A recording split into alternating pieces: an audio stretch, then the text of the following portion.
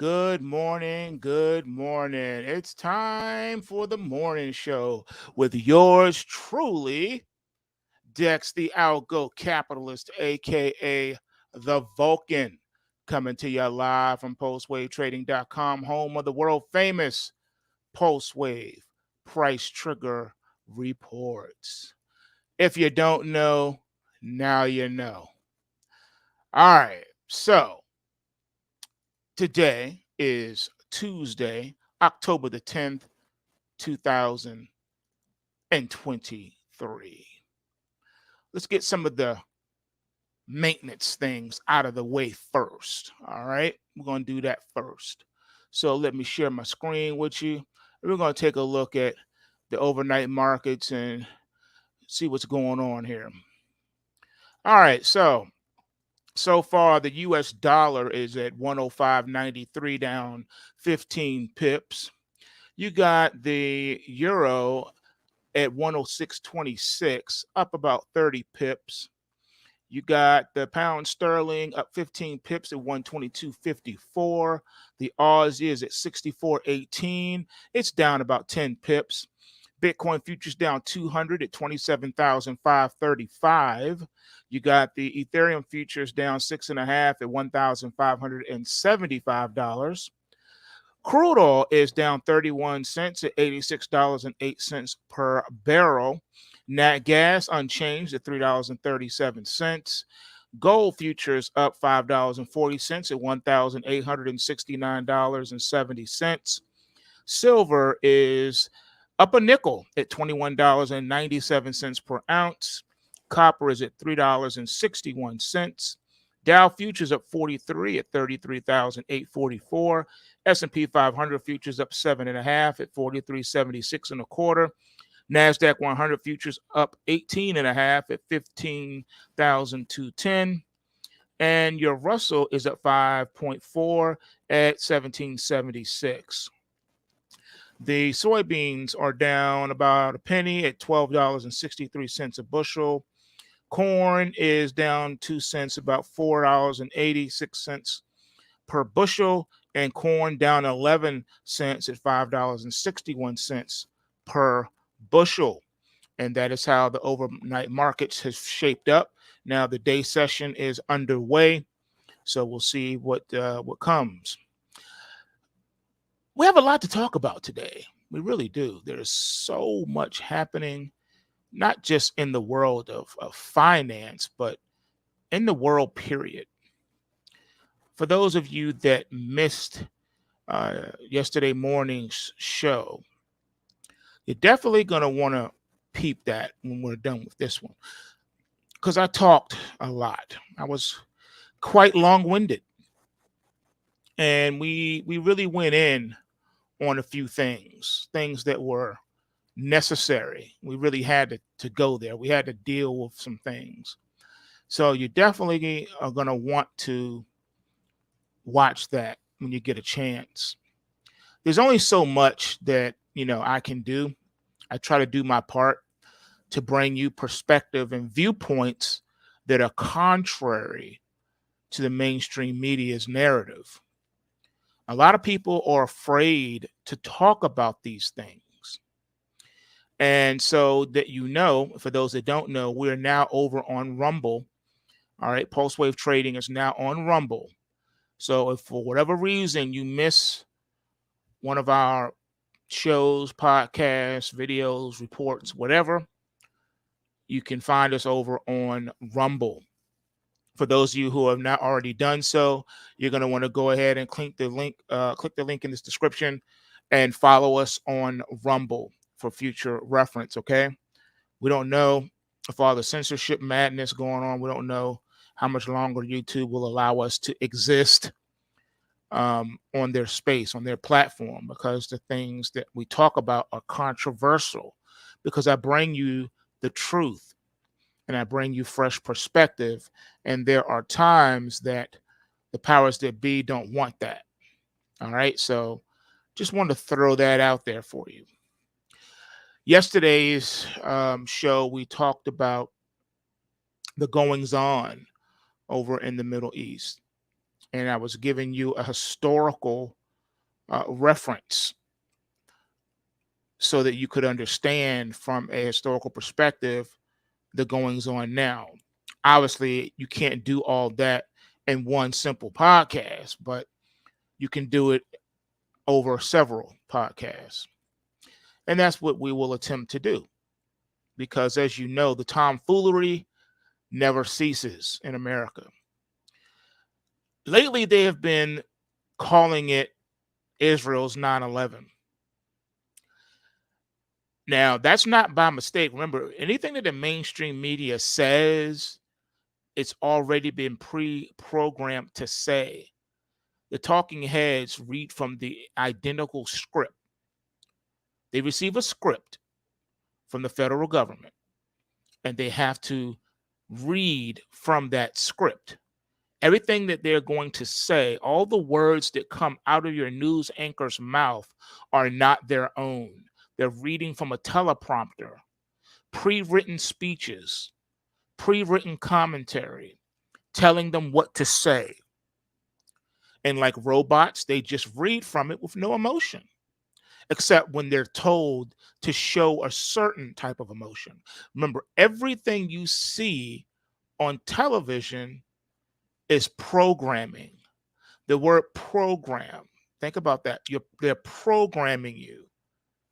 They put together a program with narratives, talking points, and propaganda that fits the narrative that they want you, the public, to see, hear, and think.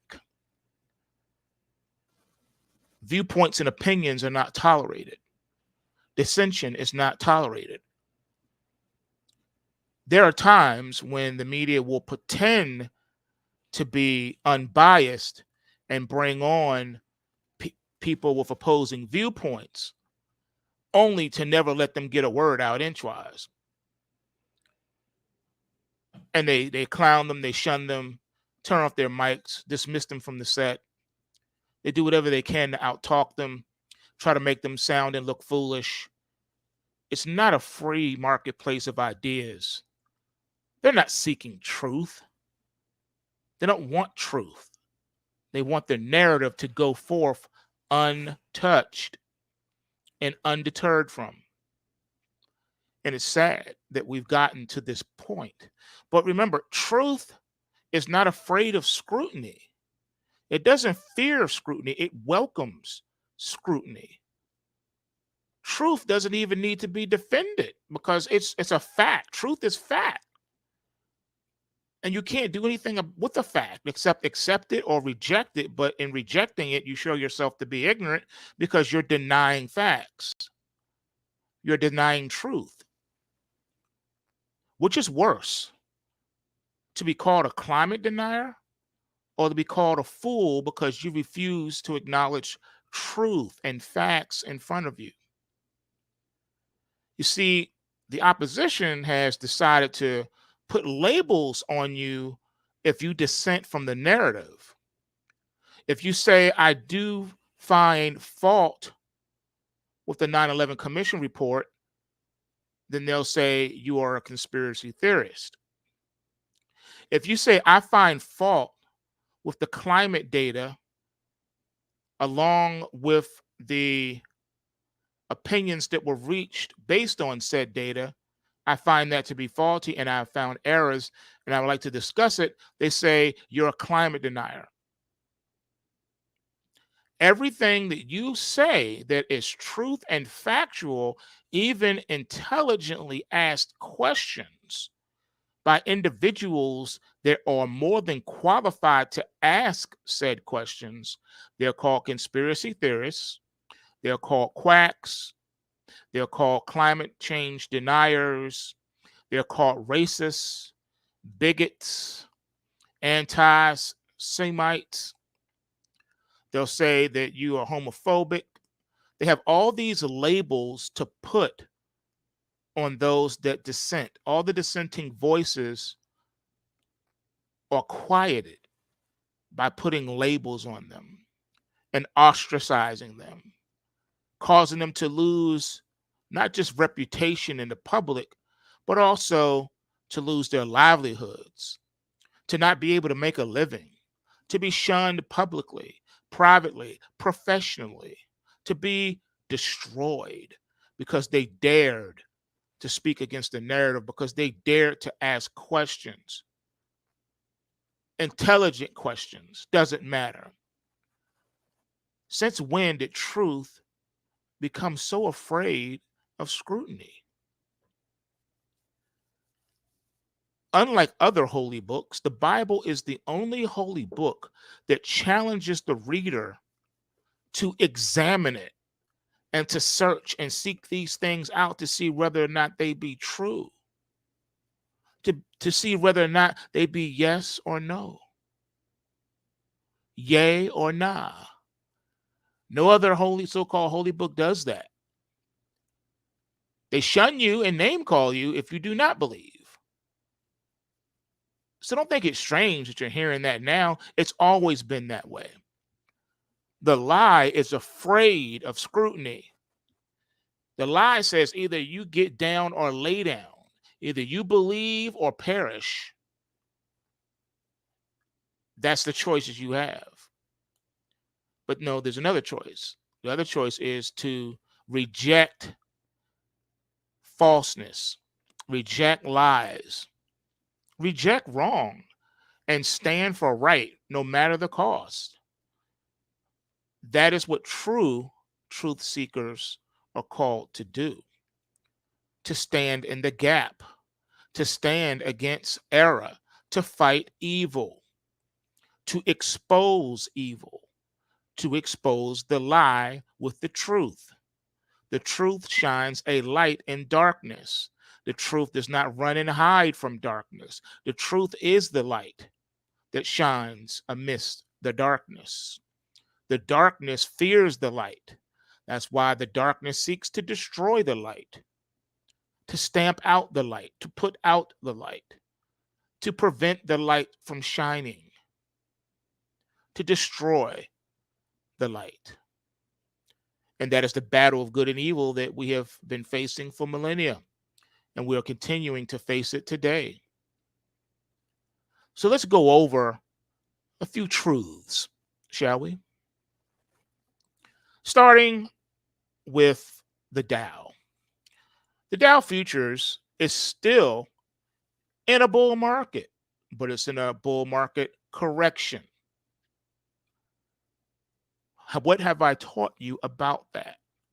I said, expect the biggest moves in market history. If you look at the market history, I've done plenty of videos on that, showing you where all the biggest moves in history, including market crashes, all happened under the auspices of the trend momentum reading, regardless of the long-term trend the market was in. The Dow futures remain with the bearish trend momentum reading, and it's still in a corrective process. It doesn't mean you can't have technical bounces. It doesn't mean you can't have rallies as the long-term trend attempts to reclaim the price action. That is the battle of the markets. That is the war that the markets rage every day. Likewise, the S&P 500 is under the same situation. It's in a bull market, but it's in a bull market correction, just like the Dow, with a bearish trend momentum reading. Likewise, cannot the S&P 500 rally? Of course. But just remember, when you're under the auspices of a bear trend momentum reading, the market is in the sell the rally mode. So every rally eventually will get sold off. It's just a matter of time. The only thing that can stop that from happening is if the trend reclaims the price action. You will know that that has happened because the bearish trend momentum reading will drop off and be replaced by a bullish trend momentum reading. That has not occurred in the Dow nor the S&P as of yet. The NASDAQ 100 is also in the same boat as the Dow and the S&P. It's in a bull market, but it has a bearish trend momentum reading. Cannot this market still rally in the meantime? Yes, it can. But remember, you're under the auspices of a bearish trend momentum reading, which means that you're in sell the rally mode. And unless the bearish trend momentum reading drops off and is replaced by a bullish trend momentum reading, the market is still in jeopardy of falling to new lows. Lastly, the Russell. The Russell futures are now in a bear market. Yes, their bull market correction got so deep and pronounced that it turned into a bear market. But it's not in a locked in bear market, it's in a bear market correction. Go figure. And it has a bullish trend momentum reading, which means this market is in buy the dip mode. Any pullback or dip, the market will be bid until that changes. How will we know that it's changed? Because the bullish trend momentum reading will be replaced with a bearish one. When the market is in a bear market with a bearish trend momentum reading, we call that a locked in bear market. There is nothing you can do. The market is going to continuously head lower. Every rally, every intraday rally being sold off immediately. And that's just what it is. Likewise, in a bull market, when a security is in a bull market with a bullish trend momentum reading, we call that a locked in bull market, which means that every pullback is going to be bid. There's nothing you can do there. The market is going to continue to move higher, and there's nothing you can do about it until the bullish trend momentum becomes a bearish one. Likewise, in the bear market, there's nothing you can do about it. Every intraday rally will be sold until it changes to a bullish trend momentum reading in a bear market. Then you'll have a bear market rally. But until those things happen, you have to deal with what you have. So everyone talking about a market crash is not wrong right now, because your S&P, Dow, and NASDAQ all have bearish trend momentum readings, which means that they are ripe for a flash crash. They are ripe for a sell-off. They are ripe for a parabolic market moving event, black swan event, whatever you want to call it. They are ripe for that to happen. Only the nimble and the swift will be able to unwind long positions and get short if that happens. If you don't already have orders working in the market, chances are you will be unable to take advantage of that. Need I remind you of May the 6th flash crash? Similar situation was happening. The market was in a bearish trend momentum reading, and out of nowhere, the bottom fell out. If you were already triggered short before that happened, you would have been golden. But if you were still long the market when that event happened, you would have been absolutely destroyed, face ripped off. No way to get out because you didn't have your stops in. That's why I always say keep your stops in the market. Never trade without stops. I'd rather be stopped out and get slipped and have a larger loss than intended than to have no stop in. And now, if you do try to get out the market, you are destroyed. That's why you use stops.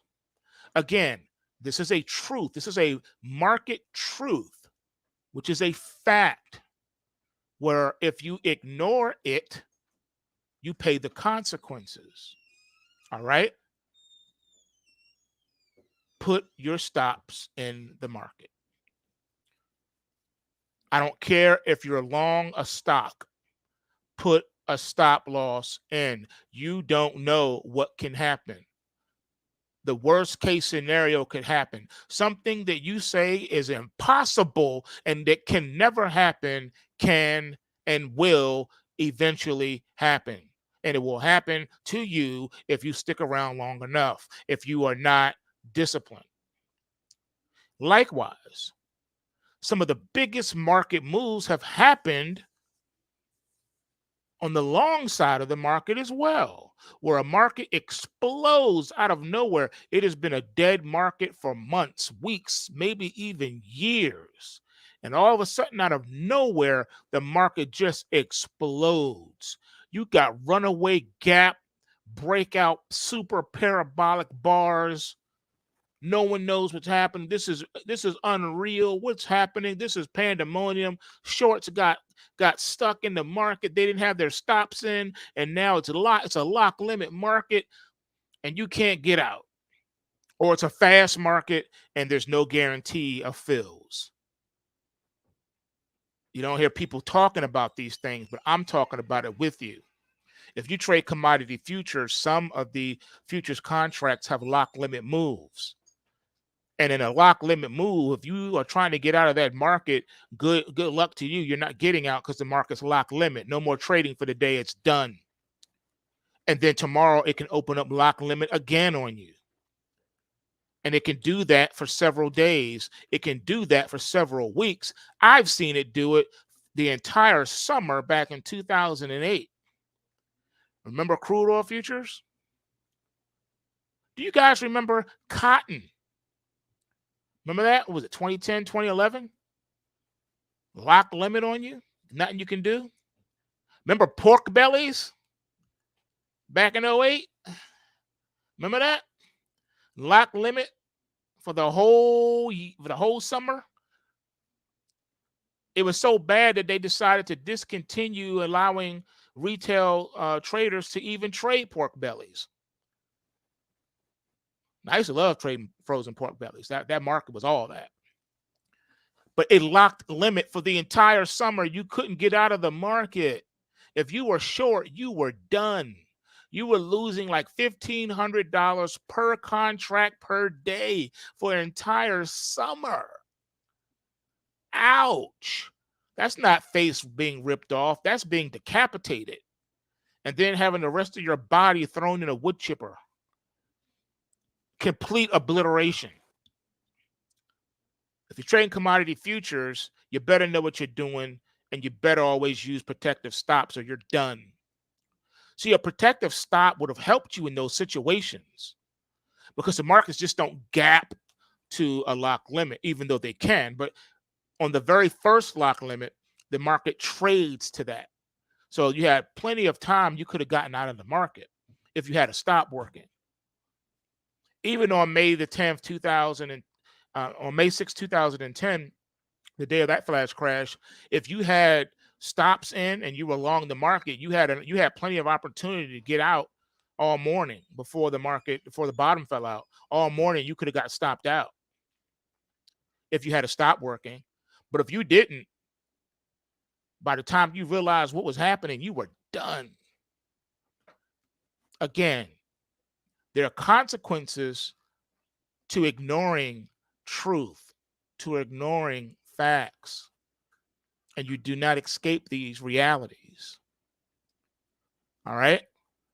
Now, like I said, some commodity futures contracts have lock limits, but a lot of them don't. All right? Your stock indices don't. The Dow, S&P, NASDAQ, and Russell don't have lock limit moves. All right?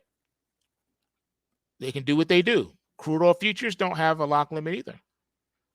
I think bonds used to a long time ago, but the bond futures don't have it either now. Them bonds can rally 4 points on you and it'll keep going. They don't care.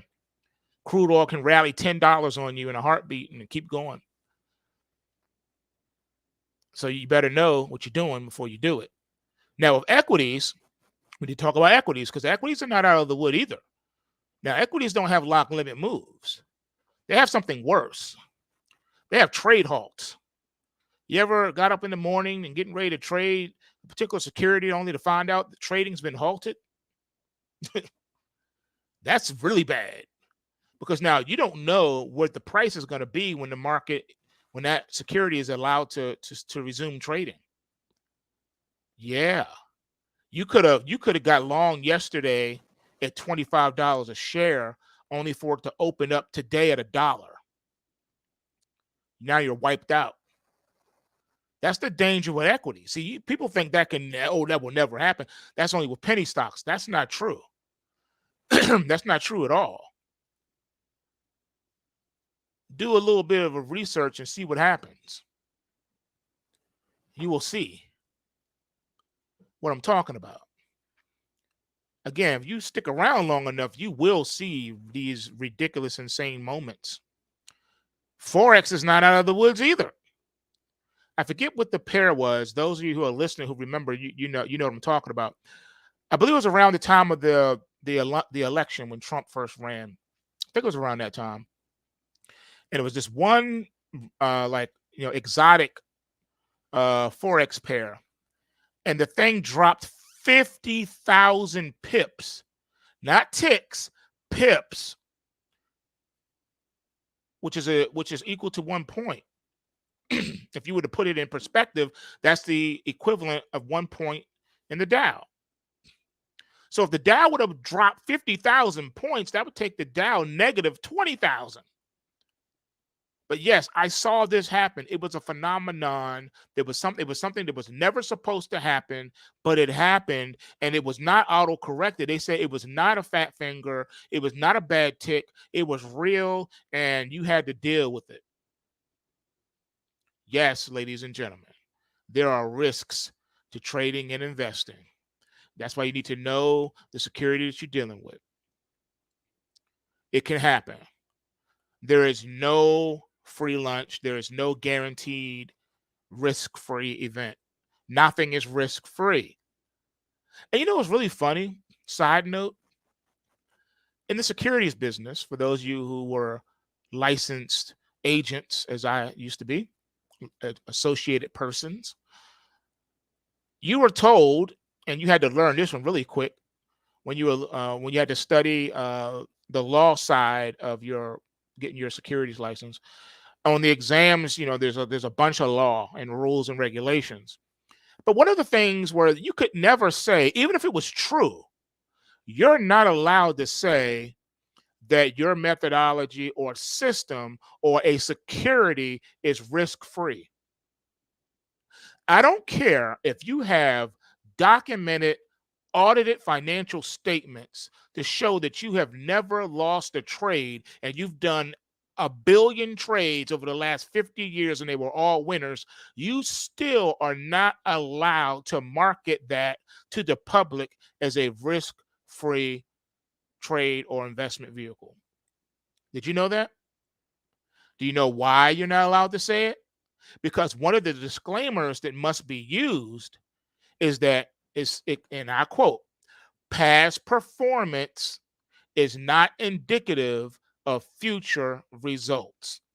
So you could have been the most perfect investor, trader the world has ever seen, never had a bad trade, never had a bad investment. Everything you've ever done turned out golden.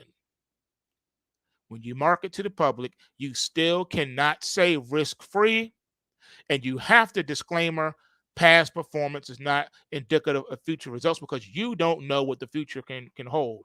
Even if you had the perfect methodology, something can come along and hurt you due to no fault of your own. That's why you have to say past performance is not indicative of future results, no matter how perfect you may have been. So then why is it that whenever you hear the talking heads in the mainstream media talk about U.S. bonds, they say risk-free investment? Why are they allowed to say that about U.S. bonds, but you're not allowed to say that about the S&P 500? You're not allowed to say that about Apple or Alphabet or Tesla or Nvidia or Microsoft. You're not allowed to say that. But you can say that with U.S. bonds, that it's a risk-free investment. It is not risk-free. No investment is risk-free. Anything can happen. You don't think the U.S. can default? you better think again. US bonds are not risk free. There's no such thing in life as risk free. Nothing's risk free. You can't name one thing that is risk free. There's nothing in our world of existence that is without risk. Waking up in the morning is risky. Going to sleep at night is risky. Doing nothing is risky. Doing too much is risky. Everything you do or don't do has risk associated with it. Just living is risky. There's a risk that you could pass away at any moment. Everything is risk. Not there's no such thing as risk free. So why, when it comes to the US bonds, they say it's risk free, or they say it's virtually risk free, or it's basically risk free. It's no such thing as risk free. How can you be so contradictory and hypocritical? SEC, CFTC, NFA. Why is that allowed? It's not true. It's a lie. The U.S. can never fall. The U.S. can never default. The U.S. will never go away like Rome. That is a lie. That is also not true. Anything can happen. Let's say, for sake of argument, that the United States of America is the holiest country that ever existed. Let's say that every president that the U.S. has ever had was a man of God, a man of the cloth, a holy man, a righteous man. Angels walked with him. He didn't have a cabinet full of elected people that he chose. No, his cabinet was full of angels. Michael and Gabriel was part of his staff. Okay, he had seraphim on the roof of the White House. He didn't need snipers. All he got to have is a couple of seraphim on there and cherubim. As soon as you walk into the chambers of the Capitol, you hear the cherubim and the seraphim singing. The U.S. is Camelot. The U.S. is heaven on earth. Let's just say, for sake of argument, that all of that is true. All right? Let's say that's true, which is not, but let's say it is. Does that give you the right to then become hypocritical and lie to your people? Because that's what's happening. And because there's no such thing as a holy nation, never has been, never will be until the return of the king, why is it that hypocrisy is allowed in the highest forms of government? These are just things that we need to think about, folks, because these are real things that are taking place. And you have to acknowledge them at some point. At some point, you have to. So let's get into a little bit of truth here, because yesterday the question was asked, and they said, is this one of the wars of the apocalypse? Because you woke up on Monday to hearing that, oh no, war has come out. War has happened. All right. Oh, poor Israel, attacked by Hamas. But let me tell you what you didn't hear. This is what you did not hear. And this is what you will not hear in the mainstream news. You will not hear what I'm about to bring you. All right? Period. Here we go. Did you know that Israel massacred 704 people, including journalists, in their overnight airstrikes? Bet you didn't hear that in the mainstream news. Did you know that Israel had intensified its brutal airstrikes across Gaza, leading to hundreds of killings and thousands of injuries among civilians, including journalists? Did you know that the Palestinian Ministry of Health reported that the number of martyrs resulting from the Israeli aggression on the Gaza Strip has surpassed over 700, with the number of injuries exceeding 3,900 people. Did you know that the news correspondents were reporting that a state of calm prevailed in the Strip after a night of intense Israeli airstrikes? Did you know that journalists Saeed al-Tawil, Mohammed Sabin, and Hasham al-Nawari were martyred in the Israeli bombing that targeted areas in the Gaza West Strip? Did you know that? Did you know in yet another war crime, Israeli occupation forces target journalists who are covering its aggression on Gaza? I bet you don't hear that in the media. Yeah. It was previously reported that the Israeli occupation is deliberately targeting journalists covering the ongoing aggression on the Strip.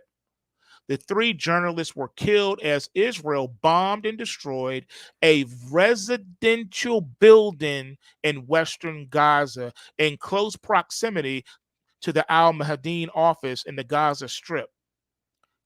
The war crime comes in conjunction with intensified IOF strikes across Gaza, leading to hundreds of deaths and thousands of injuries among civilians, not military combatants. No, residents, civilians. This occupation has targeted residential areas, mosques, residential buildings, and ambulances. Who would target an ambulance that's trying to save the lives of innocent people? In the same context, a government official in Gaza has stated that the Israeli occupation had collectively wiped out 15 families. It should also be highlighted that the bombing witnessed on Monday is by far the harshest since the Israeli occupation launched its bombing campaign on the Strip. You're not hearing that. You're not hearing that Israel has tightened its siege on Gaza. In response to the announcement made by the Israeli security minister, Yoav Gallant, ordering a full siege of the city, Omar Shakur, Human Rights Watch Israel and Palestine Director for Human Rights, posted on X that depriving a population of food and electricity is collective punishment, and that this is the Israeli occupation's method of utilizing starvation as a weapon of war. Now, according to the Israeli energy minister, Israel Katz, all the water supply from Israel to Gaza has been cut off. Gallant, as quoted by GLZ Radio, has ordered to cut off electricity, water, and food from Gaza in the aftermath of Operation Al Aqsa flood. He revealed the occupation's true face by referring to the Palestinians in Gaza as human animals, whom he will have to deal with accordingly. Now, does that sound like a righteous person to you? No, it does not. No, it does not. This is what you're not hearing in the mainstream media, and you never will. You never will. So, as of 4 p.m. on Monday, the ongoing Israel aggression on Gaza has resulted in the martyrdom of over 560 Palestinians, as reported by the Palestinian Health Ministry. The number is preliminary, as many Palestinians remain unaccounted for under the rubble of collapsed residential buildings due to Israeli brutal airstrikes. Additionally, the ministry stated that 2,900 individuals have been injured. Concurrently, Operation Al Aqsa Flood, initiated by the Palestinian resistance, a response to years-long Israeli occupation and crimes against Palestinians, has led to between 800 to 1,000 Israeli deaths at least, based on reports from Israeli media. As for the West Bank, 16 Palestinians, including 3 children, were martyred after being shot by Israeli occupation forces while taking to the streets in support of Gaza and to protest the war crimes committed by the Israeli army against the besieged strip. Meanwhile, over 80 Palestinians with various injuries were reported in the West Bank. Commentating on the ongoing Israeli crimes of targeting hospitals, medical clinics, and ambulances in Gaza, the Palestinian health minister in Ramallah called on the international community to intervene to stop the occupation's aggression on the humanitarian infrastructure. Who does that? Who bombs a hospital, medical clinics, and ambulances? Who does that? I thought people who did that were called terrorists. Isn't that what we call terrorism? War is between two armies who are shooting at each other. Not hospitals, not medical clinics, not ambulances. We appeal to the international community to urgently act to stop the occupation's aggression on treatment centers, ambulances, and medical teams in the Gaza Strip. The occupation deliberately bombs hospitals and ambulances, killing and injuring crews. This is a clear and significant violation of all international laws and norms. Yes, come on, people. War criminals are among us. The occupation security minister, according to GLZ Radio, has ordered to cut off electricity, water, and food from Gaza. So not only are you bombing hospitals and medical facilities and ambulances, but now you want to enact a food embargo to starve people to death? And then he called them human animals, referring to the Palestinians in the Gaza. Now I know what some of you may be thinking. Come on, Dex, these are Muslims who have been persecuting Jews for millennia. I knew you were going to go there. I knew you were going to go there. And guess what? You are wrong. Here's another fact that they're keeping from the American people out of the mainstream media. Did you know there was a large concentration of both Jews and Christians living in Palestine, living outside of Israel? The very areas that they are bombing. So no, this is not about religion. This is not a religious war. This is very political. This has nothing to do with belief systems because, again, Palestinians are a big mix of people living there in Palestine. You got, like I said, you got Muslims, you got Christians, and Jews. I want you to think about that. This is not a religious war. This is not a holy war by any stretch of the imagination. Just something to think about, folks. You got to do the knowledge to stuff. You just don't watch the mainstream media and listen to what they're saying because they lie to you about everything. Everything. And yes, I know that some of the other ones who are saying, well, I'm an atheist, I don't care about those things, or I'm agnostic, whatever. I know what you're thinking. You're thinking, well, yeah, but uh, you know, jihad is a part of, the Quran. I knew you were going to go there. I know yet some of you others are saying, no, I'm not worried about that. But what about, what about what the Roman Catholics did? What about what the Vatican did? With those crusades. What's up with that? And then yet and still other people say, well, yeah, but isn't the Old Testament full of God telling Israel to go and destroy the inhabitants of the land of Canaan? See, I know how your minds work. I know what you're thinking. I can read your mind. Can read your mind. But let's be honest. There are fake Muslims and there are fake Christians and there are also fake Jews. People who use those monikers as an umbrella to do evil in the name of God. But there are plenty of peace-loving Muslims who do not adhere to such teachings and tactics.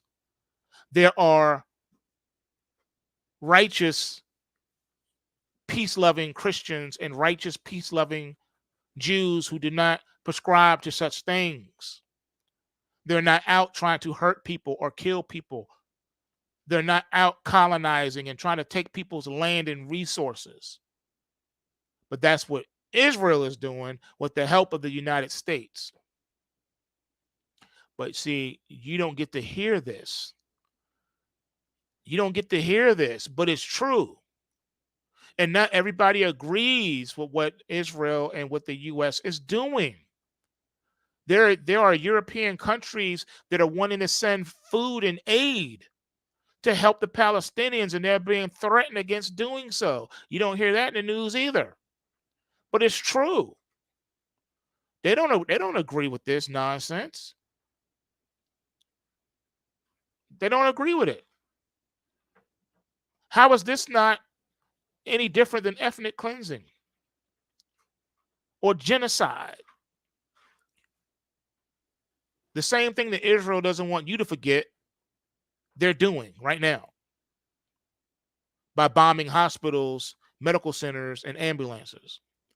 It is disgusting, and the mainstream media is not speaking up against it. It's ridiculous. For those of you that don't know what I'm talking about, did you know that the European Union had to back down from a decision to suspend aid payments to Palestinians? That's right. They say the suspension of the payments would have damaged the European Union's interests in the region. The European Commission will not suspend due assistance payments to Palestinians. The European Union Foreign Policy Chief Joseph Borrell said on Monday, shortly after the EU Neighborhood Commissioner announced an end to all payments.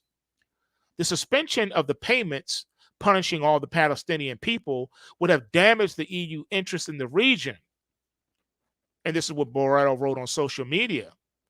The top EU diplomat said that the review of the EU's assistance for Palestinians announced by the Commission earlier in the day would not suspend the due payments as clarified by the Commission's press release.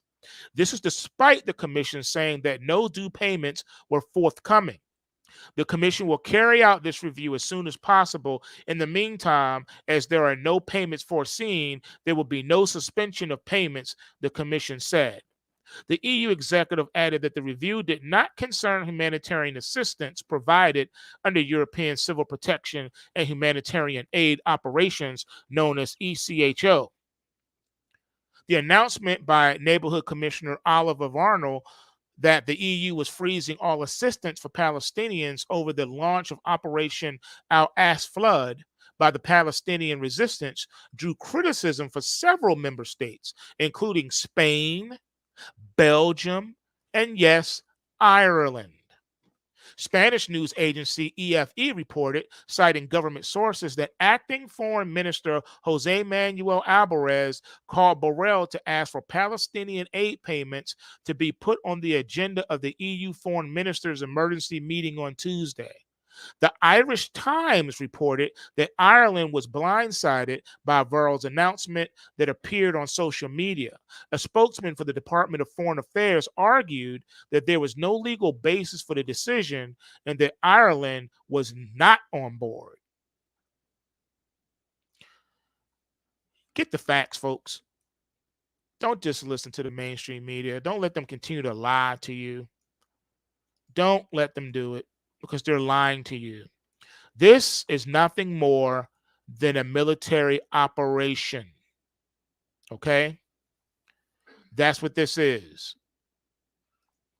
All right? A military operation. That's why they are, saying that it's akin to 9/11. But 9/11 was an inside job, which means that this is definitely an inside job. They find and create, if they can't find an excuse, then they will create an excuse to do the things that they want to do. Remember as kids, for those that grew up in the inner city, remember black man hit my hand. So you have one person stand in the middle of two people, and that person would hit your hand, and you would hit the other person. It was a way to get a fight started between two people. Well, that's exactly what happened here. All you got to do is, bomb something and say that this person did it, even though they didn't, and now you got a war. Isn't that what happened with 9/11? Is it not? Oh no, look what they did. They took down the towers. Oh no, oh no. We got to go in there and take and massacre all of them. What was it? It was a backdrop that was necessary, that was needed in order to go in and rape and pillage natural resources. Because they know that if they would have asked the American people, do you guys, let's take a vote. Do you agree with us going in and massacring people and taking their oil since we're running out of oil here in our country? What do you think about that? You think people would have raised their hand and said, yeah, let's go in there and do it? No, they wouldn't. No, they wouldn't. No. But if you convince them that it's the right thing to do, they will go along with it. All it took was shock and awe. That's all it took. Look what they did. You gonna let this go unpunished? That's all it is. Instigating. You know how it was in the hood. Instigating. Come on now, instigating. Oh, yo, dude, you gonna let them slap your moms like that right in front of you? Yo, you ain't gonna do nothing. Yo, you ain't gonna do nothing. Oh, you a punk, you a sucker. Oh, yo, man, he stepped on your new Jordans, man. Those are the limited edition. Them things cost $500. Now you gonna let him step on your shoes like that? You ain't gonna do nothing. Oh man, oh you soft, man, you a sucker, man. Oh man, come on, man, you ain't gonna do nothing. Yo, he called your mom's out of her name. You ain't gonna do nothing.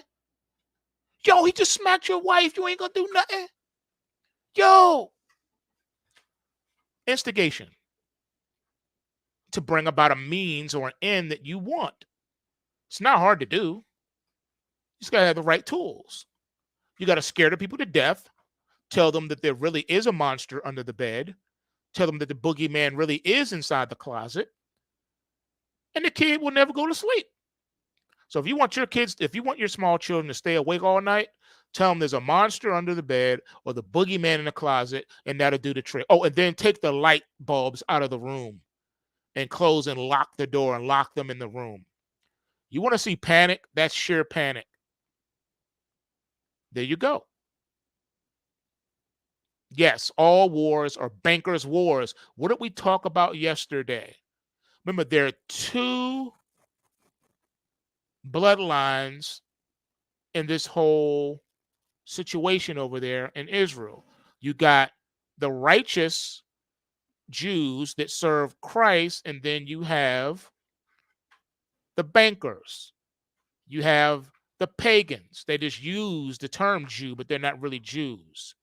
They don't serve the Most High God, even though they may actually have the bloodline of the Hebrew Israelites. They still do not serve the Most High God. They're pagans. All right. So you got the bankers on one hand who rule the world literally, and then you got the righteous line. It's kind of analogous to, the Cain and Abel situation. You have the evil Cain and the righteous Abel. Okay. Abel was serving the Most High God and did what was right in his eyes. He followed the commandments of his God, while Cain did not. All right. So that's what we got going on right now. All right. Not all that say they are the seed of Abraham or are the seed of Abraham. Has nothing to do with your lineage. Has nothing to even really do with your bloodline. It has to do with, do you serve the Most High God or don't you? That's just what it is. So please understand that. And the ones that are in power in Israel right now are not the Hebrew Israelites. Those are the Khazarians. But I need to add something here, so that you don't get confused. Remember, the nation of Israel from the book of Genesis all the way to, we'll say, the book of Malachi went a whoring according to the scriptures. They intermarried with all of the surrounding nations that God told them not to. So you got Hebrew Israelite DNA all over the world right now, everywhere. They intermarried with all the surrounding nations in the land of Canaan. Everybody. And it started with Abraham. Now, Abraham didn't do anything legally wrong per se, because the law of the land was, if your wife was barren, you could take yourself a concubine slash second wife to bear offspring and seed for you. And what will happen is that offspring that the concubine brings forth belongs to the wife. So when Sarah, being barren during that time, when Ishmael's mom bore Ishmael, Ishmael was supposed to belong to Sarah and was supposed to represent the line for Abraham so that he could have some posterity. Abraham thought he was going to help God along in the promise, because God had promised him that his wife would bear a son, even though they were elderly and she was barren her whole life. But at the age of 99, she finally did bear Isaac. So Ishmael was not the promised seed. By law, he would have been, because he was the eldest son, right? He was older than Isaac. He was the eldest son. So by law, by man's law, he would have inherited, been the inheritance.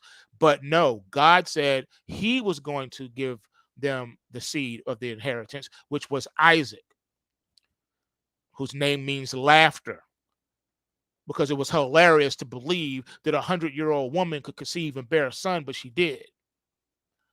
And since then, the beef has been real. Isaac has had problem in them streets with Ishmael. Now, it wasn't always the case. Now, don't get it twisted. Now, remember, Ishmael, being the firstborn son of Abraham, learned the will and the laws of God. So Ishmael served Yahweh just like his daddy did. So Ishmael and his mother Hagar was Egyptian, by the way. All right. What did she do? She served the Most High with her husband, Abraham, and along with her son, Ishmael. What did God do as a result of this? I'll tell you. When Sarah kicked her out of the home because she got prideful and started to floss on Sarah. Yeah, she flossed on her. She started feeling herself. Ishmael's mama Hagar was like, aha, I'm pregnant and you not, because you all old and wrinkled and I'm young and beautiful. I'm going to bear Abraham's son. Aha, I got favorite status. You don't. I'm really the first wife and you really the concubine, because by law, the woman who bears the son is really the wife. You really the concubine. Ha ha. Aha. And Sarah had all she could take. She was like, get rid of this woman and her son. Put them out.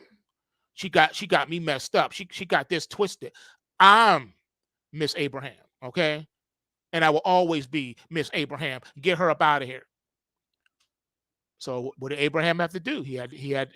Hey, the woman runs the home, right? She said she got to go. She got to go. So what? Hagar and Ishmael had to go. She went from laughing and teasing Sarah, saying, aha, to, I'm so sorry. But it was too late. She had to go out into the desert, into the wilderness. Instead of allowing her to perish out there, what did God do? God said, no, I'm going to bless you too. Even though this is not my will, I didn't want Abraham to do this, but he did this because of his lack of faith. I understand.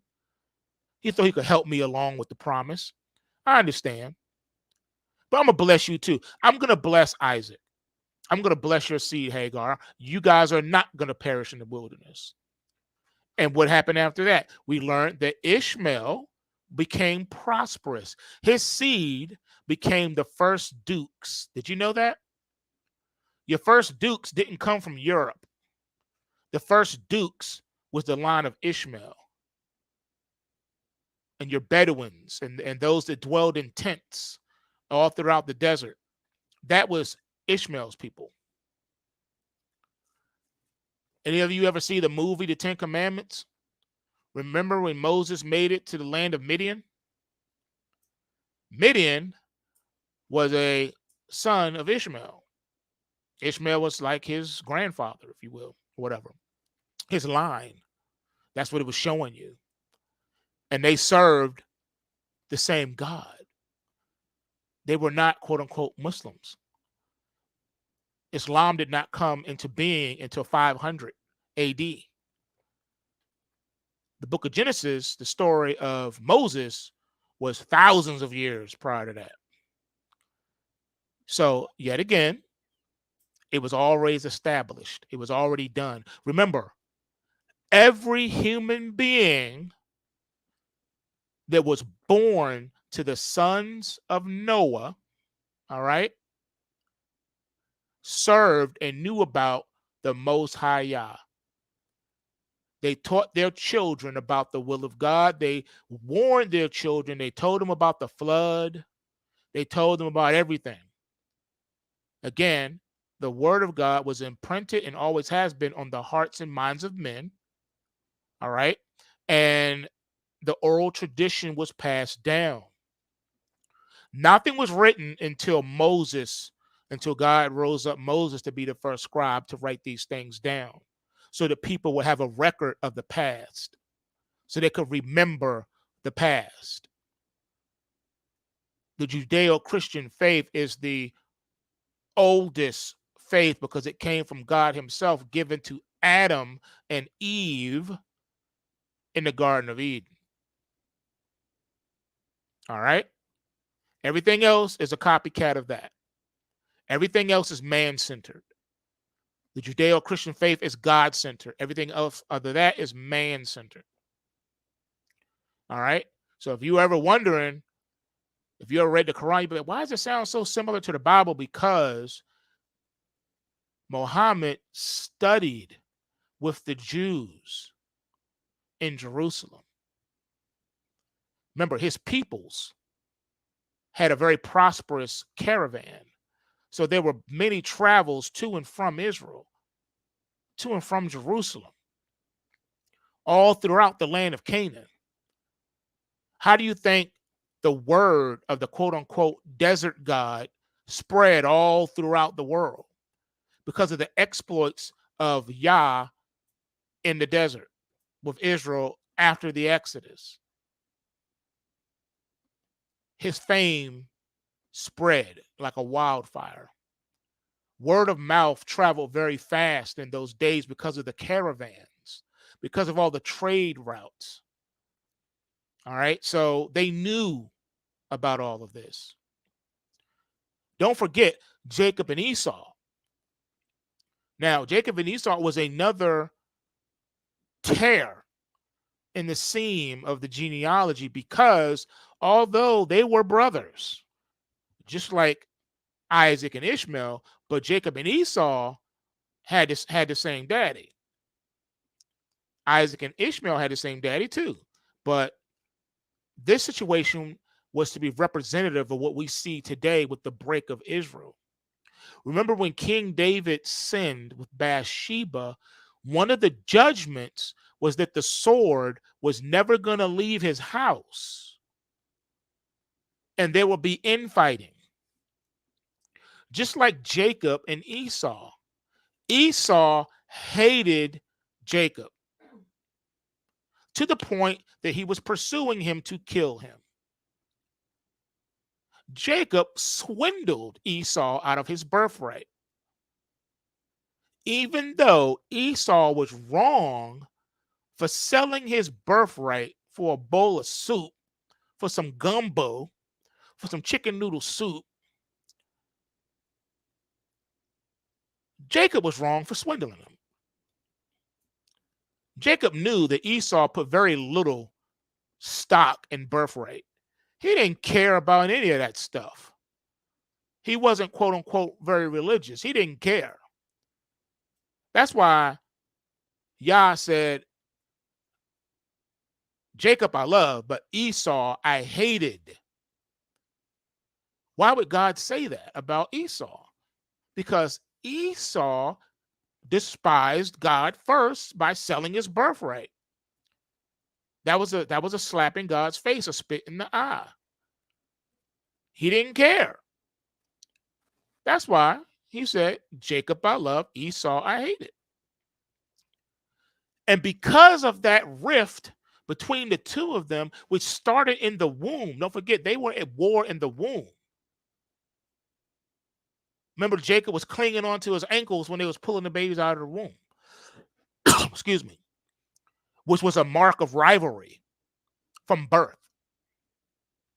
And since then, you've been having that to this day. There is rivalry. Let's not forget the Arabs and the Israelis are brothers.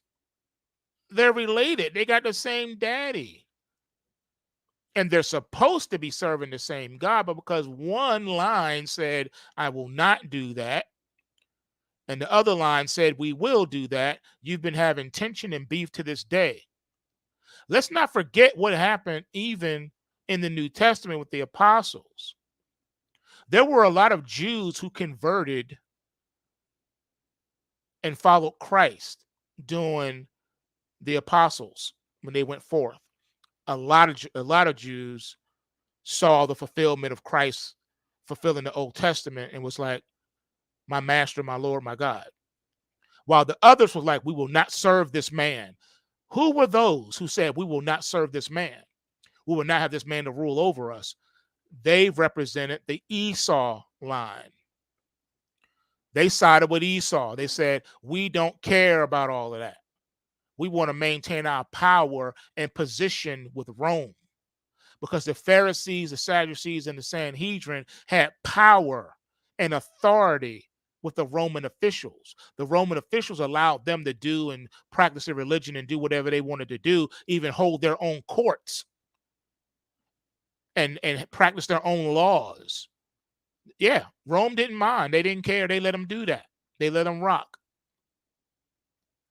And so when Christ came, he upset that order. That's why they committed what is called the unpardonable sin, because the Pharisees, the Sadducees, and the Sanhedrin knew that Christ was the Messiah. They knew that he was the Anthropos, the Emmanuel, God with us, the God-man. They knew that. And they pretended that they didn't know that and that he wasn't. And they said the miracles that he did it under the power of Satan and demons, Beelzebub, which was a blatant lie. And they knew they were lying about him. But they had to diminish his influence in the area among the people, because so many Jews were running to Christ. Remember the movie Jesus of Nazareth?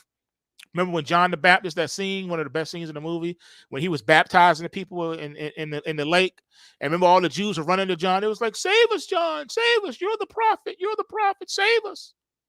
Because they heard his preaching, they heard the word of God, and they were pricked to their hearts, and they ran to John for salvation. Many Jews was doing that. Sanhedrin didn't like that. The Sanhedrin was the ruling body. The Sanhedrin was made up of the Pharisees and the Sadducees. Now, the Pharisees and the Sadducees didn't always agree either. When you hear Pharisees and Sadducees, think Democrats and Republicans. They're all of the same house. They're both Jews. They're both Israelites. But One has a different belief system than the other. Remember that. That's a divided house. A divided house can't stand. But one thing they did agree on is they want to remain there. They want to keep their power and influence over the people. And they were relaxed. Unlike other peoples and nation groups that were under Roman control and authority at that time, the Jews enjoyed peace. They enjoyed peace. They didn't have no problems. Unfortunately, the problem came when Christ came. That's when they was like, nah, give us Barabbas. Don't release Jesus. Release Barabbas. All right. He was the head of the resistance. America would label him a terrorist today, but he was of the resistance. He was resistant to Roman rule. Okay.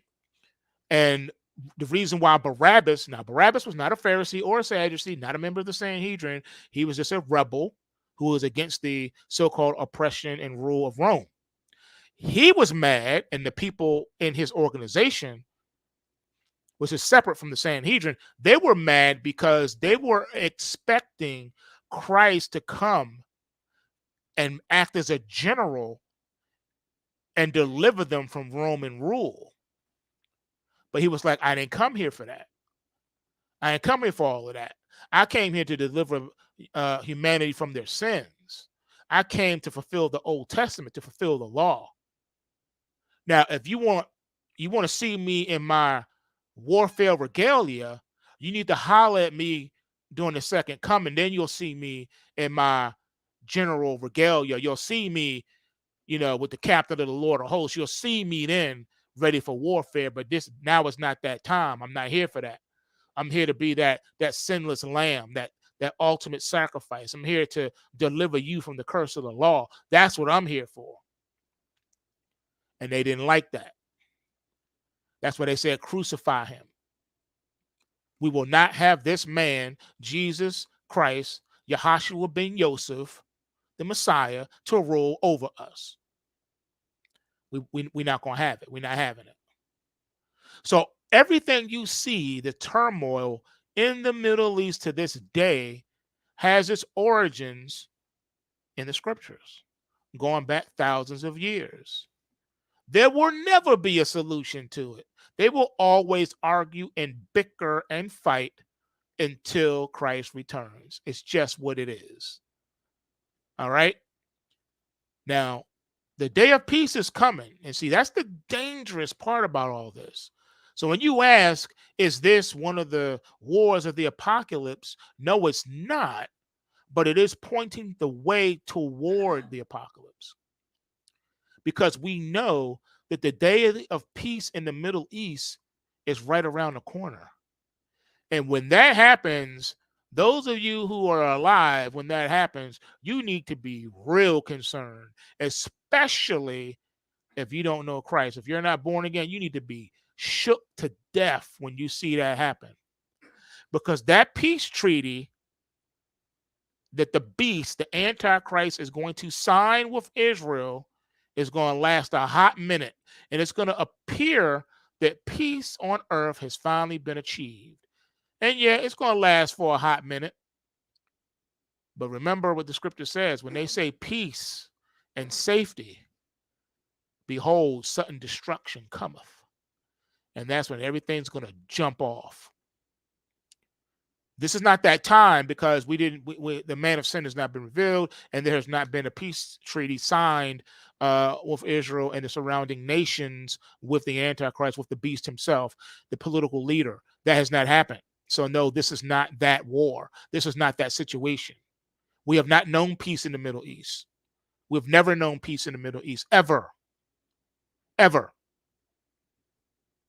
And it's not going to be until the beast is revealed. That has not happened. And remember, he doesn't come until after a horrific global calamity. That is when he arises. Now, what will precipitate the global calamity? Something that has never happened on the earth before and will never happen on the earth again. Now, theologians debate this. Some believe that the great event that's going to shake up the entire world is going to be the rapture of the saints, the rapture of the church. That would be a horrific event.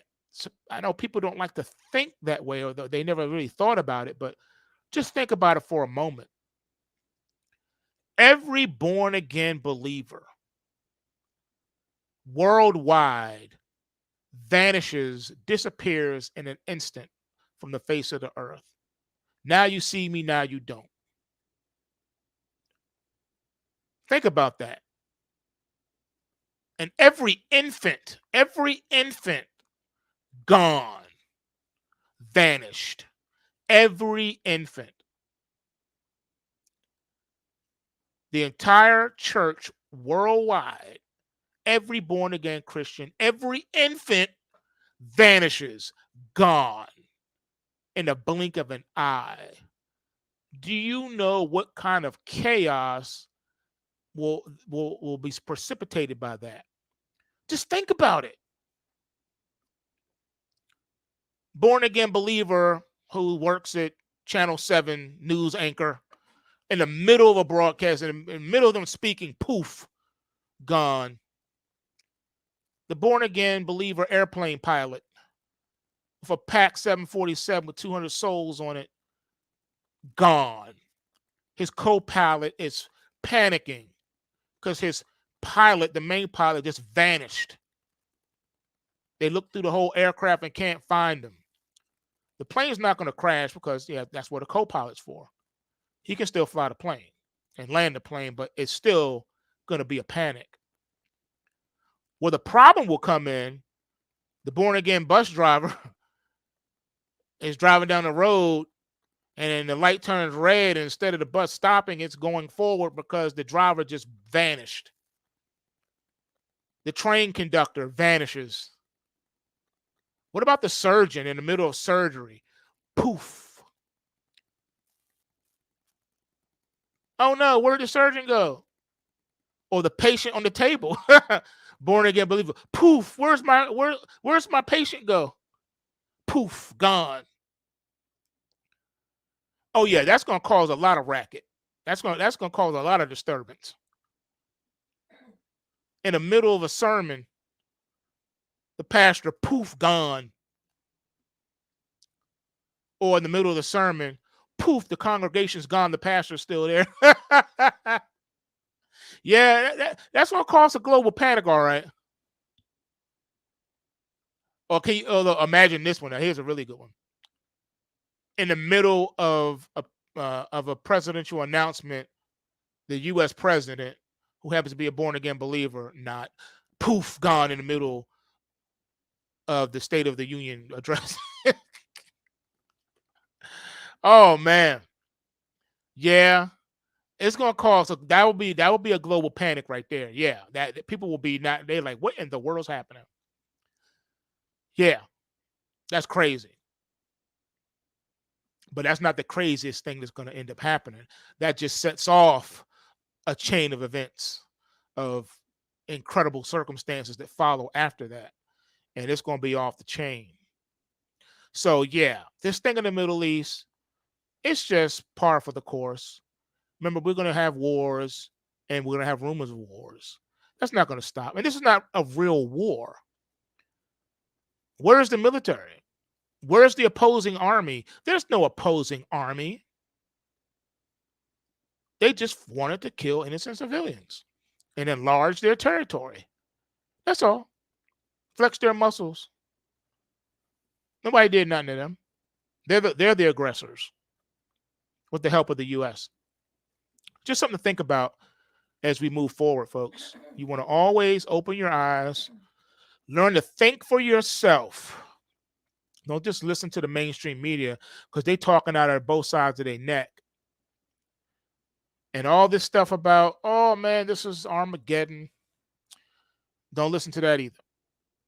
And as far as these markets, remember what I told you about the trend momentum readings? That is the only thing that matters. So if any, false flag event happens or the black swan event, That would make the markets move lower as long as there's a bearish trend momentum reading in place at the time of the event. In the history of the stock market, every crash happened during a bearish trend momentum reading. Not one incident happened during a bullish one.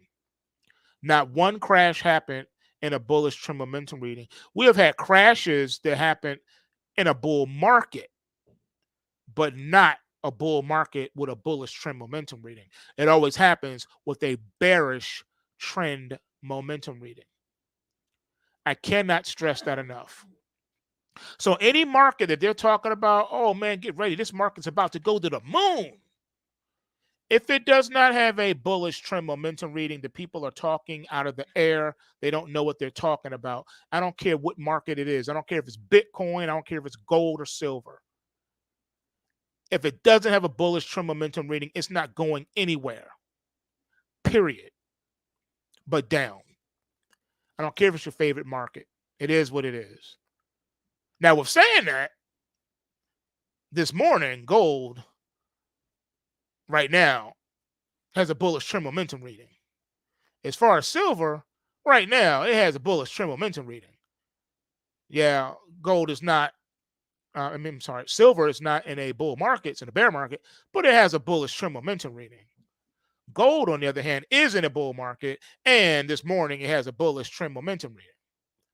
So yeah, you could talk that trash about gold, saying gold is about to explode. You can say that because technically you're not wrong because it has a bullish trend momentum reading. So if an explosion parabolic move comes, it's going to be to the upside. Markets are controlled and manipulated by design. This is not some new phenomenon. Oh, the markets are so manipulated. They've always been manipulated. You just weren't aware of it. There's a rhyme and a reason to everything. Now, Bitcoin this morning coming into the day, it has a bullish trend momentum reading just like the Ethereum futures do. Doesn't mean the market can't pull back. Ask me, Dex, then why are both Ethereum and the Bitcoin futures pulling back? Want to know why? Because the bullish trend momentum reading that they have right now, as of today, is peppered by the possibility of the end of the bullish trend momentum reading turning into a negative red one.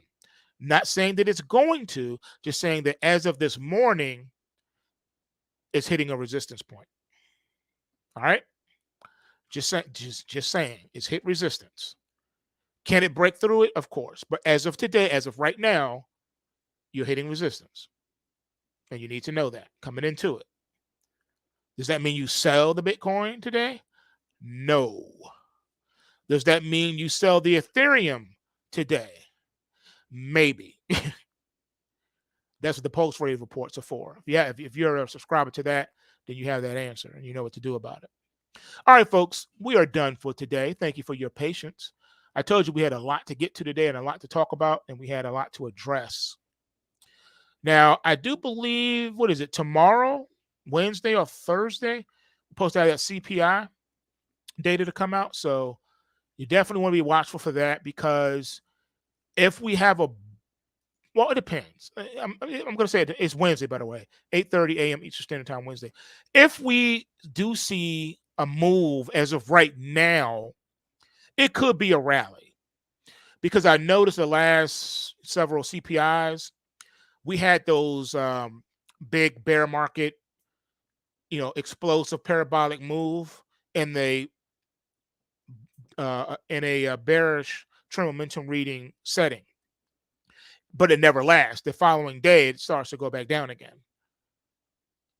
But if this happens and the trend momentum turns bullish by tomorrow, then we probably will have a sustained rally for the next couple of weeks. But anything barring that, if the market does not close with a bullish trend momentum reading tomorrow by tomorrow's close, then it's not going to.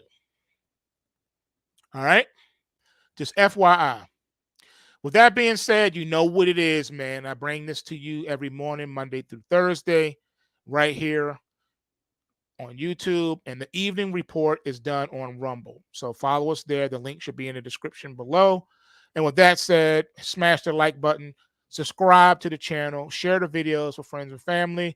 You never know who could be helped or encouraged by it. And with that being said, I'm out. Peace.